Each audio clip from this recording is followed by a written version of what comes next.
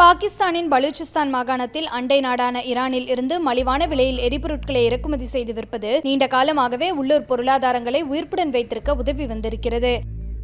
எண்ணெய் வியாபாரம் தான் எங்களை இயங்க வைத்தது. தற்போது நாங்கள் செய்வதறியாது உட்கார்ந்திருக்கிறோம்.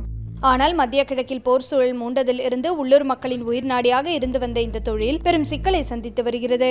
ஈரானில் வழங்கப்படும் மானியங்களால் எரிபொருள் விலை அங்கு குறைவாக இருக்கும். பாகிஸ்தானில் அதிக விலைக்கு அவற்றை விற்க முடியும் என்பதால் உள்ளூர் மக்கள் பலரும் இந்த தொழிலில் ஈடுபட்டு வந்தனர்.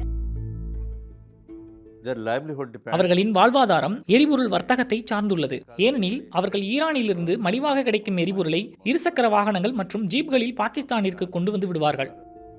கடந்த மாதம் மத்திய கிழக்கில் போர் சூழல் தொடங்கியதில் இருந்து பாகிஸ்தானிற்கும் ஈரானுக்கும் இடையிலான எல்லைகளில் காவல் பலப்படுத்தப்பட்டிருக்கிறது.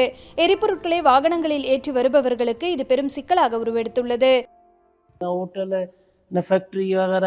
இங்கு வேலை வாய்ப்புகளை வழங்க ஹோட்டல்களோ தொழிற்சாலைகளோ அரசு நிறுவனங்களோ இல்லை. எனக்கு வேலையும் இல்லை.